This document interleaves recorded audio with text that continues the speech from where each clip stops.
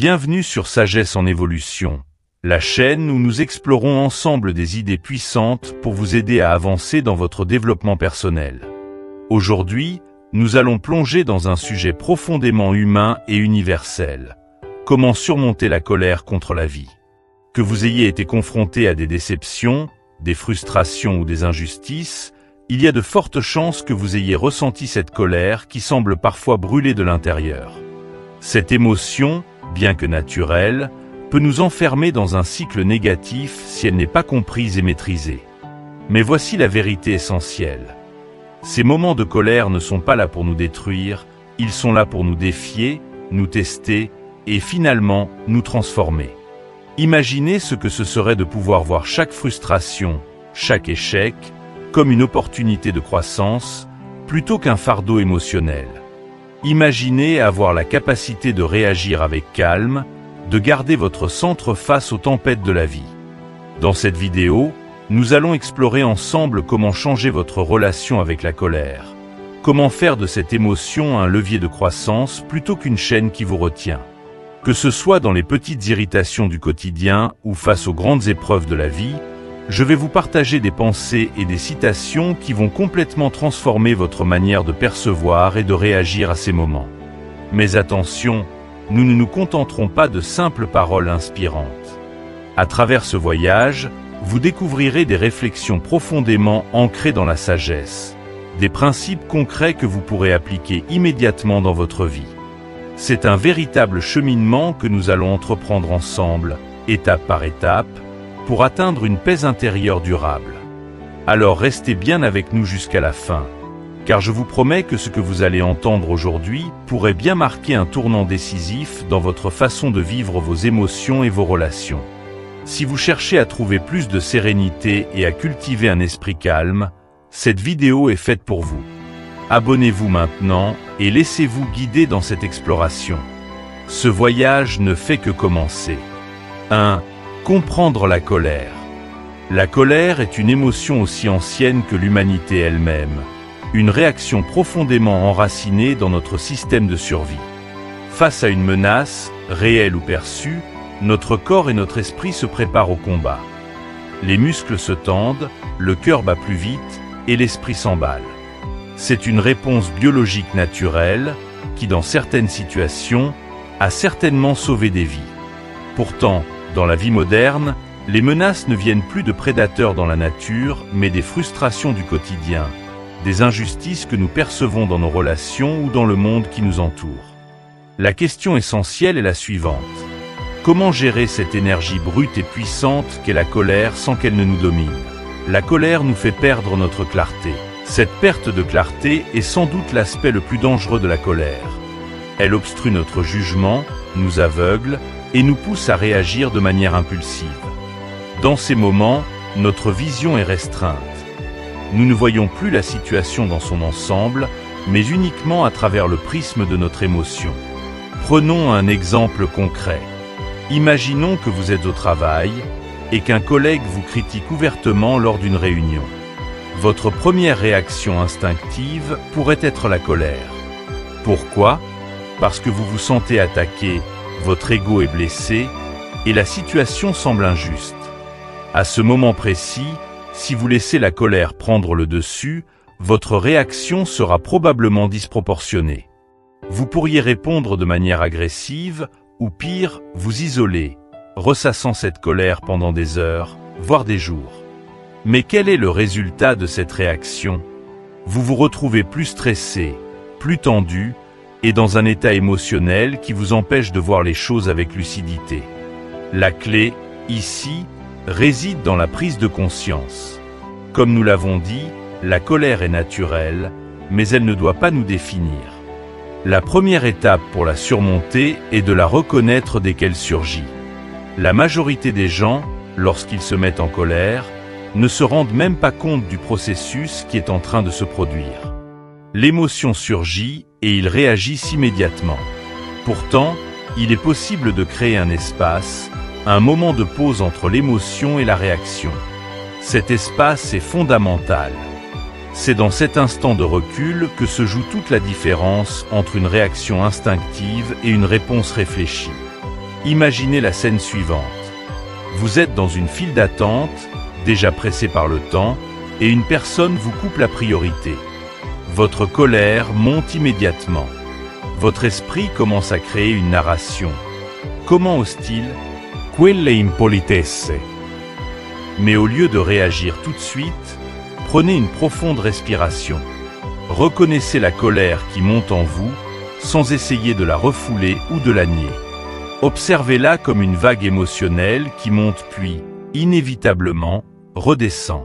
En prenant ce temps, vous réalisez rapidement que réagir ne changera pas la situation, mais que vous avez le contrôle sur votre réaction. En créant cet espace, vous désamorcez l'émotion. La pleine conscience est un outil puissant pour cela. Être présent à l'émotion sans s'y identifier est un exercice difficile, mais profondément libérateur.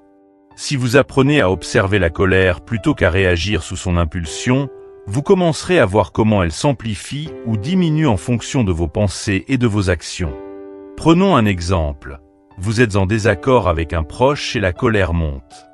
Si vous réagissez immédiatement en criant ou en vous disputant, la colère ne fait que grandir. Mais si vous prenez un instant pour respirer, pour ressentir ce qui se passe en vous sans juger, sans essayer de corriger l'autre personne, vous verrez que la tension commence à se dissiper. La colère nous isole et nous aveugle. Cette citation nous invite à réfléchir aux effets destructeurs de cette émotion sur nos relations. Lorsque nous laissons la colère s'exprimer de manière incontrôlée, nous nous isolons non seulement des autres, mais également de nous-mêmes. Elle crée une barrière, un fossé entre nous et les autres, rendant la communication et la compréhension mutuelle presque impossibles. Pensez à une dispute avec un ami ou un partenaire. Lorsque vous êtes en colère, il est pratiquement impossible d'écouter réellement l'autre personne. La colère devient un mur, et tant qu'elle est présente, aucune véritable communication ne peut avoir lieu. Vous êtes enfermé dans vos propres émotions, incapable de voir la situation sous un autre angle. Ce que nous devons comprendre, c'est que la colère n'est pas une force que nous pouvons ignorer ou réprimer indéfiniment. Elle fait partie de nous. Pourtant, elle ne doit pas prendre le contrôle. Nous avons la capacité de changer notre relation avec cette émotion en apprenant à la reconnaître et à la comprendre. Les stoïciens, par exemple, enseignent que nous ne pouvons pas contrôler les événements extérieurs, mais que nous avons un contrôle total sur notre manière d'y réagir. C'est une distinction cruciale. En d'autres termes, nous ne pouvons pas empêcher les frustrations de surgir dans notre vie. Que ce soit une critique au travail, une trahison d'un proche, ou un retard dans la circulation, mais nous pouvons décider comment ces événements affecteront notre paix intérieure. Prenons un autre exemple, cette fois-ci dans le domaine du sport. Imaginez un athlète de haut niveau, quelqu'un qui a consacré sa vie à atteindre l'excellence. Lors d'une compétition, il fait face à un échec. Il perd une course ou manque une opportunité. Sa première réaction pourrait être la colère, contre lui-même, contre ses adversaires, ou même contre les circonstances. Cependant, s'il se laisse emporter par cette émotion, non seulement il risque de compromettre ses performances futures, mais il perd également la clarté nécessaire pour analyser ses erreurs et s'améliorer. Les meilleurs athlètes sont ceux qui savent transformer cette colère en énergie constructive, qui l'utilisent comme une source de motivation, plutôt que comme une force destructrice. Dans la vie quotidienne, cela fonctionne de la même manière. Cela demande de la pratique, bien sûr, mais avec le temps, nous pouvons tous y parvenir. Le simple fait de reconnaître que la colère est là, d'observer comment elle affecte notre corps et notre esprit, puis de choisir consciemment de ne pas réagir immédiatement est déjà un énorme pas vers la maîtrise de soi. Finalement, comprendre la colère, c'est accepter qu'elle fait partie de notre condition humaine, mais qu'elle ne doit pas nous définir. Comme le dit l'adage stoïcien, ce ne sont pas les événements qui nous troublent, mais la manière dont nous les interprétons. En changeant notre interprétation des événements, en cultivant la pleine conscience et en prenant du recul face à nos émotions, nous pouvons transformer la colère en une opportunité de croissance personnelle. Il ne s'agit pas de refouler cette émotion ou de prétendre qu'elle n'existe pas, mais de l'accueillir avec calme et discernement pour en faire un allié plutôt qu'un ennemi. Partie 2. Reprendre le contrôle de nos réactions. La clé de notre bien-être émotionnel réside souvent dans une simple vérité. Nous avons le pouvoir de choisir nos réactions face aux provocations de la vie. Ce concept, bien qu'évident en apparence, est extrêmement difficile à appliquer dans la pratique quotidienne. Cependant, c'est en maîtrisant ce principe que l'on peut reprendre le contrôle de ses émotions, et notamment de la colère. Cela demande de la discipline, de la conscience de soi et surtout, une volonté ferme de ne pas être à la merci des comportements ou des paroles des autres. Comme le souligne si justement cette citation, « Vos réponses émotionnelles ne sont jamais la responsabilité d'un autre être humain. » Lorsque nous réagissons avec colère, nous avons tendance à blâmer l'autre personne ou la situation. « Il m'a mis en colère. C'est à cause d'elle que je suis si frustré. » En réalité, la colère est une émotion interne, une réaction qui surgit de nos pensées, de nos perceptions. Personne ne peut réellement nous rendre en colère, à moins que nous ne leur donnions ce pouvoir. Imaginez une situation simple. Vous êtes sur la route, en pleine circulation, et un conducteur imprudent vous coupe brutalement la voie. Votre première réaction instinctive pourrait être de klaxonner, de crier ou même de faire un geste en signe de protestation. Mais en quoi ces réactions changent-elles la situation? Absolument en rien.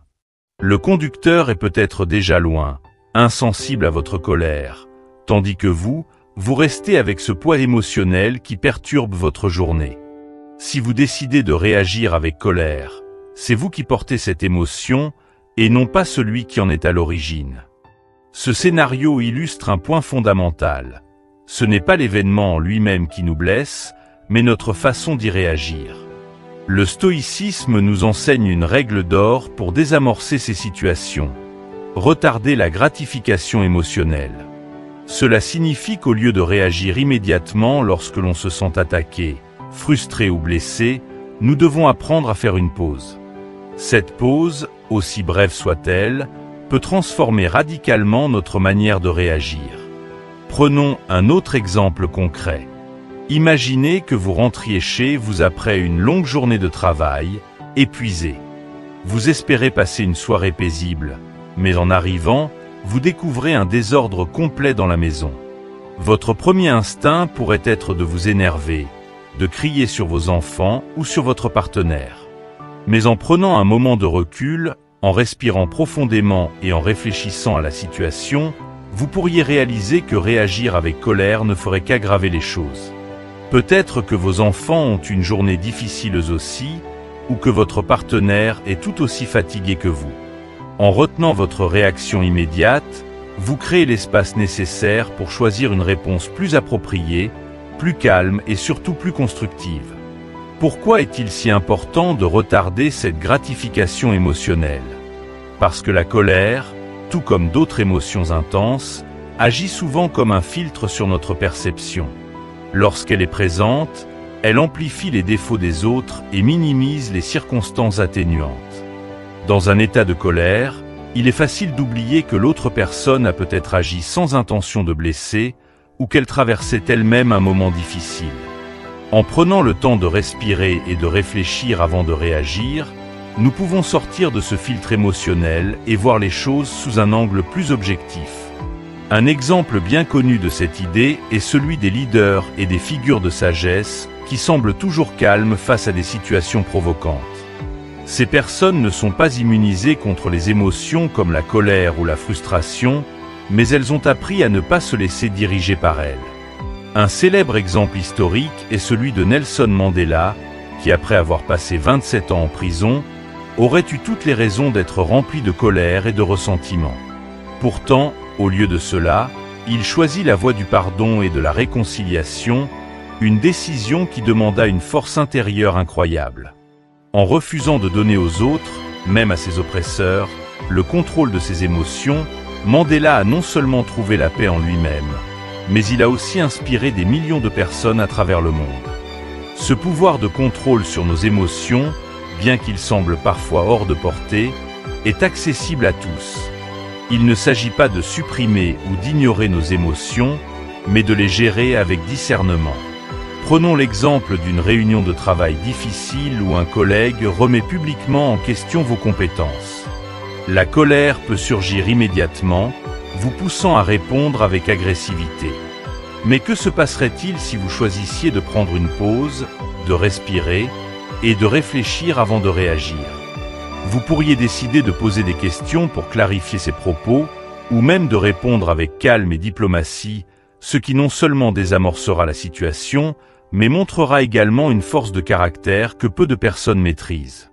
La maîtrise de soi dans ces moments tendus est l'un des signes les plus marquants de maturité émotionnelle. Beaucoup confondent la colère avec la force. Ils pensent que réagir avec violence verbale ou physique est un signe de puissance. En réalité, c'est tout le contraire. La véritable force réside dans la capacité à rester calme et à choisir comment réagir, même sous pression.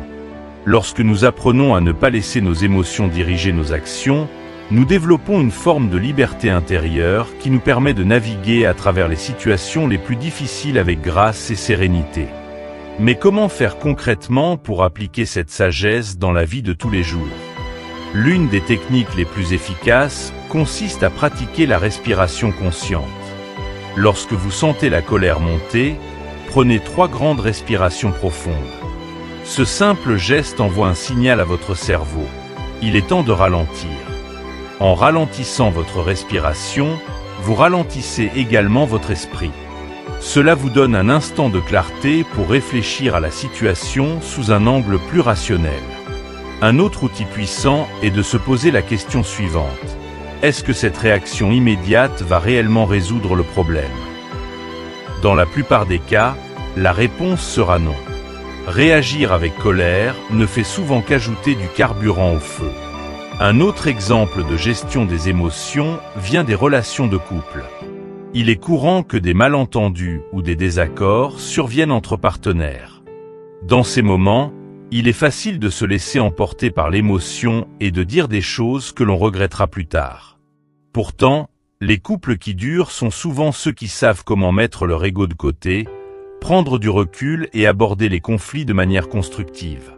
Ils ne réagissent pas dans l'instant, mais prennent le temps de réfléchir à l'impact de leurs paroles et de leurs actions sur l'autre. Cette capacité à maîtriser ses émotions permet non seulement de désamorcer les conflits, mais aussi de renforcer la relation en créant un espace de respect mutuel. Pour résumer, reprendre le contrôle de nos réactions est une forme d'art, un art qui s'apprend avec la pratique. Cela commence par une prise de conscience. Nous ne sommes pas esclaves de nos émotions. À chaque provocation, nous avons une opportunité. Une opportunité de prouver que nous sommes maîtres de notre esprit, que nous sommes capables de faire un choix réfléchi, plutôt que de réagir instinctivement. La prochaine fois que vous vous trouvez dans une situation où la colère menace de prendre le dessus, rappelez-vous que vous avez ce pouvoir.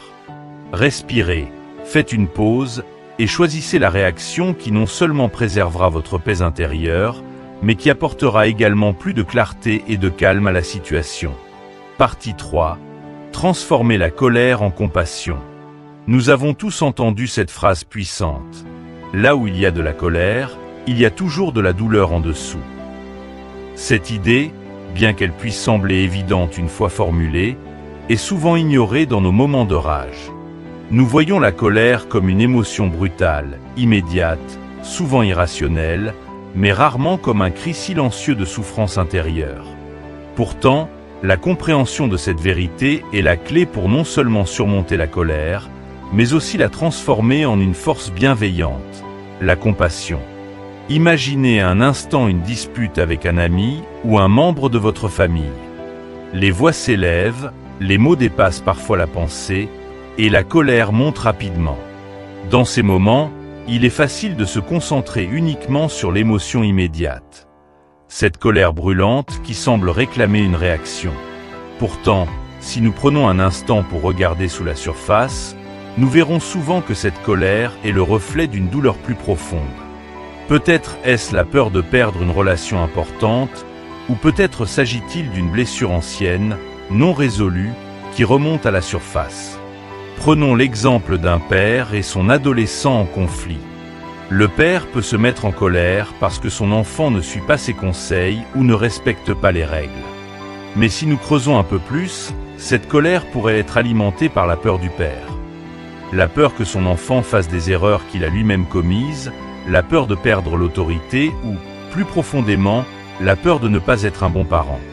La colère cache souvent cette peur ou cette douleur.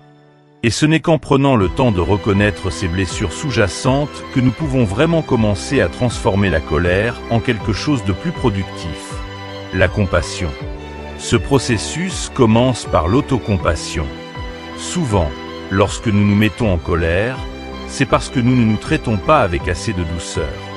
Nous sommes durs avec nous-mêmes, nous jugeons nos émotions comme inacceptables, ce qui ne fait que les renforcer. La colère que nous ressentons envers les autres commence souvent par une colère envers nous-mêmes. Des attentes déçues, des insécurités ou un sentiment de manque de contrôle sur notre propre vie. Il est donc essentiel de reconnaître cette douleur, de l'accepter et de la traiter avec tendresse. Traiter la colère avec amour et compassion ne signifie pas l'ignorer ou la minimiser, mais la rencontrer avec empathie. Cela revient à dire « Je comprends que tu es en colère, mais pourquoi? Qu'est-ce qui te fait souffrir ?» Cette question, si elle est posée honnêtement à soi-même, peut désamorcer les émotions les plus intenses. Par exemple, au lieu de crier contre votre partenaire parce qu'il ou elle n'a pas fait quelque chose que vous attendiez, demandez-vous « Pourquoi suis-je si contrarié? Est-ce que je me sens ignoré, non apprécié, ou est-ce autre chose ?» En identifiant la source de cette douleur, vous pouvez aborder la situation avec plus de compréhension, et donc avec plus de compassion, non seulement envers l'autre personne, mais aussi envers vous-même. L'empathie envers soi-même est une étape fondamentale vers la guérison émotionnelle. Lorsque nous faisons preuve de compassion envers nos propres souffrances, nous ouvrons la porte à la compréhension de la souffrance des autres. Cela ne signifie pas justifier leur comportement, mais comprendre que la colère des autres provient souvent de leur propre douleur. Par exemple, si un collègue de travail vous parle de manière agressive ou désobligeante, la réaction naturelle serait de se défendre ou de riposter. Pourtant, si nous prenons un moment pour réfléchir, il est possible que cette agressivité soit le reflet d'une pression qu'il subit, d'une insatisfaction personnelle ou de difficultés qu'il rencontre dans sa propre vie. Transformons cette idée en un exemple concret. Imaginez que vous êtes en train de faire la queue à la caisse d'un supermarché et quelqu'un vous bouscule sans s'excuser. La colère monte immédiatement. C'est presque instinctif. Mais si vous prenez un instant pour réfléchir à ce qui pourrait être à l'origine du comportement de cette personne, vous pourriez vous demander, peut-être traverse-t-elle une journée difficile? Peut-être est-elle pressée par une urgence que j'ignore.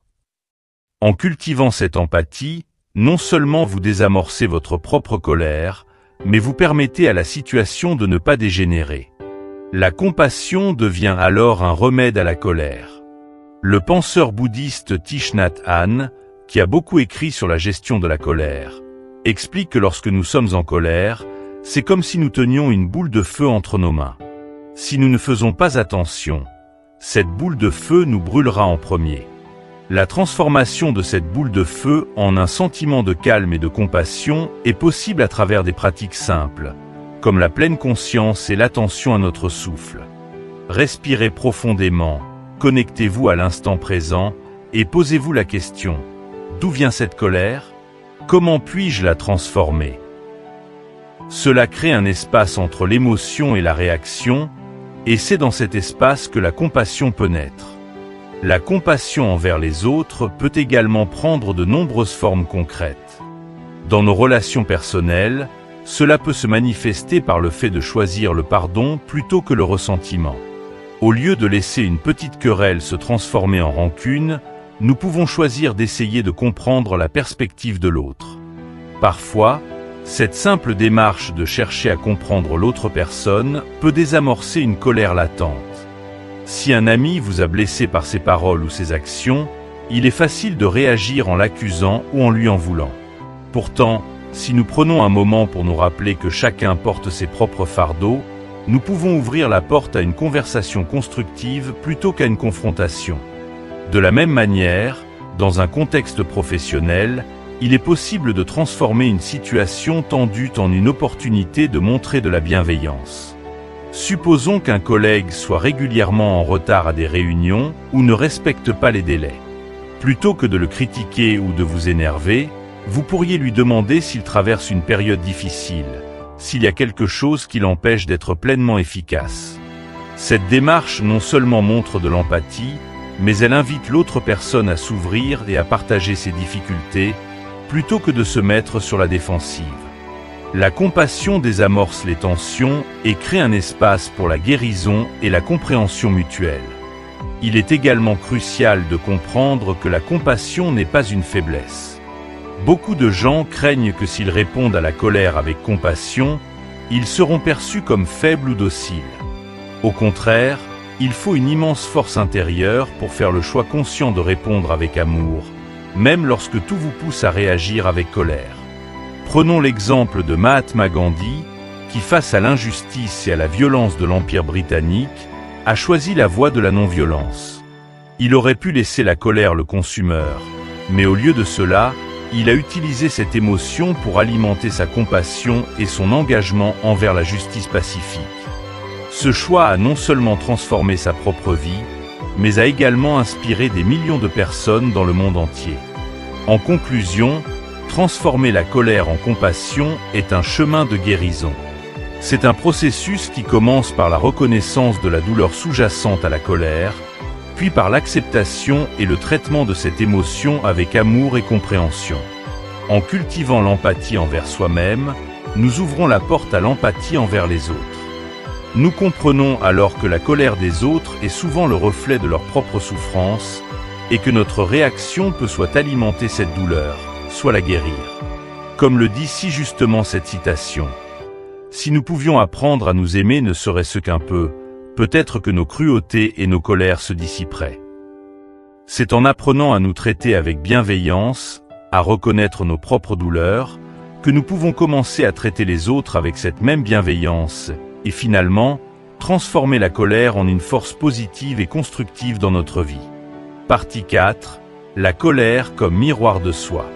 Ce qui nous irrite chez les autres peut nous amener à mieux nous comprendre nous-mêmes. Cette citation révèle une vérité profonde sur la nature de la colère.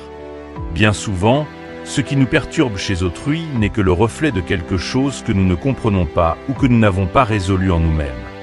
Lorsque nous nous mettons en colère contre quelqu'un, cette émotion sert souvent de miroir, révélant des aspects de nous-mêmes que nous ignorions ou que nous évitions d'affronter. La colère, dans ce sens, devient un guide vers une meilleure compréhension de soi. Prenons un exemple simple. Imaginons que vous avez un collègue de travail qui semble constamment en retard pour les réunions, ce qui vous exaspère au plus haut point.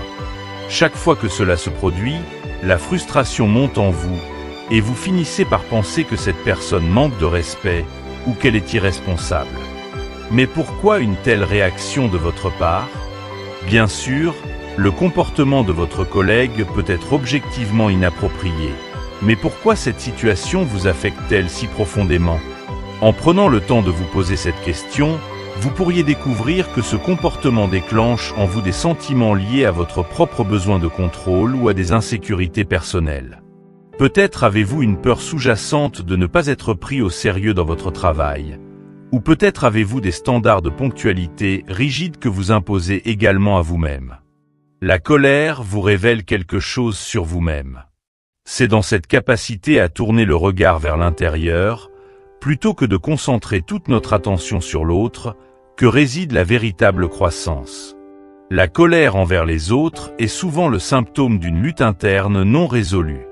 Plutôt que de se focaliser uniquement sur l'offense, il est essentiel de se demander pourquoi cela nous touche tant.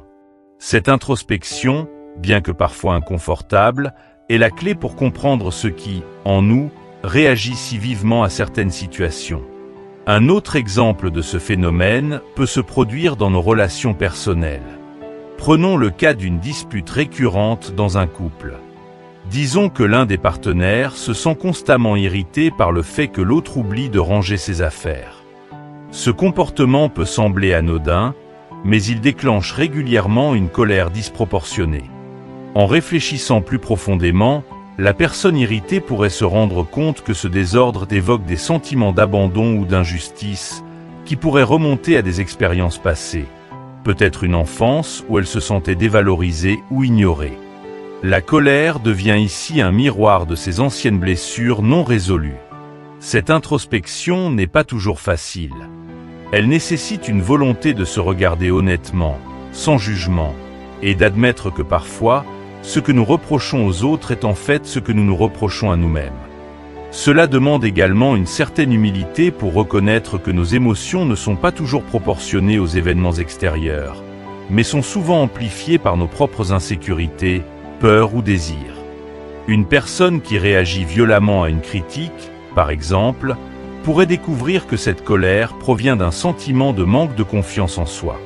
La critique extérieure réveille une peur intérieure de ne pas être assez bon. Les relations humaines sont des terrains fertiles pour ces découvertes. Nous vivons dans un monde social où nos interactions avec les autres sont quotidiennes. Chaque désaccord, chaque conflit est une opportunité de regarder en nous-mêmes et de nous poser la question : pourquoi cela me dérange-t-il autant ? Prenons un exemple dans un cadre familial. Imaginez que vous avez souvent des disputes avec un frère ou une sœur à propos de sujets mineurs. Peut-être que la manière dont ils vous parlent ou leur attitude vous met en colère. Pourtant, en creusant un peu, vous pourriez vous rendre compte que cette colère découle en réalité de jalousie ou de rivalité non exprimée qui remonte à l'enfance. Encore une fois, la colère agit comme un miroir de ces émotions non résolues. Ce processus d'introspection transforme une situation de tension en une opportunité d'évolution personnelle. Plutôt que de rester bloqué dans un cycle de colère, nous pouvons utiliser cette émotion comme un signal d'alarme, un indicateur que quelque chose à l'intérieur de nous nécessite une attention particulière. En comprenant les véritables sources de notre colère, nous avons la possibilité de guérir ces blessures et de réagir différemment à l'avenir. En d'autres termes, la colère, au lieu d'être un obstacle, peut devenir un outil de croissance. Il est important de comprendre que cette introspection ne signifie pas que l'autre personne n'a aucune responsabilité dans ses actes. Il est tout à fait possible que les actions des autres soient réellement offensantes ou inappropriées. Cependant, la manière dont nous réagissons est entièrement sous notre contrôle. En comprenant mieux pourquoi nous réagissons de manière si intense, nous pouvons nous libérer de ce cycle émotionnel et répondre avec plus de calme et de discernement. Prenons l'exemple d'un dirigeant d'entreprise confronté à un employé qui ne respecte pas les consignes. Au lieu de se mettre en colère immédiatement, un dirigeant sage pourrait utiliser cette situation pour se poser des questions. Pourquoi suis-je si contrarié ? Ai-je un problème avec l'autorité ? Suis-je inquiet pour la performance globale de l'entreprise ? Et cela me rend-il plus irritable ? En explorant les raisons sous-jacentes à la colère, ce dirigeant pourrait non seulement résoudre le problème avec l'employé, mais également mieux comprendre ses propres attentes et peurs en tant que leader. Dans un contexte plus global, la colère que nous ressentons envers des événements sociétaux ou des injustices peut aussi être un miroir de nos valeurs personnelles et de nos croyances profondes. Par exemple, face à une injustice sociale, nous pouvons ressentir une colère ardente contre le système en place. Cette colère révèle souvent notre désir profond de voir un monde plus juste, plus équitable. Elle pointe vers des idéaux non réalisés, des aspirations que nous portons en nous.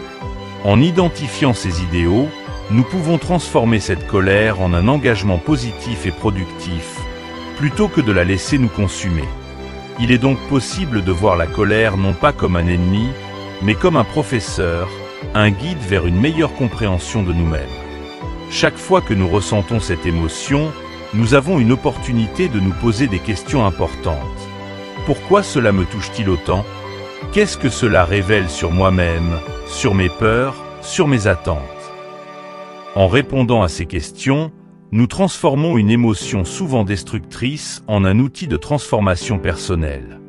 Pour conclure, la colère est un miroir puissant de nos propres luttes intérieures. Elle nous pousse à regarder à l'intérieur, à explorer les zones de notre être que nous avons peut-être négligées ou refoulées. En pratiquant cette introspection, nous découvrons que ce qui nous irrite chez les autres est souvent le reflet de nos propres conflits non résolus. En prenant le temps de comprendre ces dynamiques internes, nous pouvons transformer la colère en une opportunité de croissance personnelle, et ainsi répondre à la vie avec plus de sagesse, de compassion et de clarté. Chaque moment de colère devient alors une invitation à mieux se connaître, à grandir, et à transformer une émotion intense en un chemin vers une version plus épanouie de soi-même. Conclusion. La colère, bien qu'éphémère, peut laisser des traces profondes si nous ne la gérons pas avec discernement. Elle n'est qu'une réaction émotionnelle passagère, mais ses répercussions sur nos relations, notre bien-être mental et notre paix intérieure peuvent être durables. En cultivant la patience, la compassion et la compréhension, nous nous offrons la possibilité de transcender cette émotion et de transformer ce qui pourrait nous déstabiliser en une opportunité de croissance. Chaque situation de colère est une invitation à choisir une réaction plus réfléchie, plus douce, et à prendre du recul pour mieux comprendre ce qui se cache sous la surface. Ce chemin demande de la pratique, de la vigilance et une réelle volonté de ne pas laisser nos émotions nous dominer. En apprenant à observer nos réactions plutôt que de simplement les subir, nous reprenons le contrôle de notre vie émotionnelle. Cette maîtrise, loin d'être un signe de faiblesse, est une véritable force intérieure. Elle nous permet de rester sereins au milieu des tempêtes de la vie, de réagir avec sagesse et bienveillance, et surtout, d'aimer malgré les défis. Car en fin de compte, l'amour, la compréhension de soi et des autres sont les clés pour apaiser cette colère et renforcer notre bien-être émotionnel. Merci d'avoir suivi ce voyage de découverte et de transformation avec Sagesse en évolution. Si cette vidéo vous a inspiré ou apporté des éclairages utiles, nous vous invitons à aimer la vidéo, la partager avec vos proches et surtout à vous abonner à notre chaîne. N'oubliez pas de cliquer sur la cloche de notification pour ne manquer aucune de nos prochaines vidéos. Ensemble, continuons à construire un avenir plus calme, plus serein et rempli de paix. À bientôt pour de nouvelles réflexions et pour poursuivre cette quête de sagesse.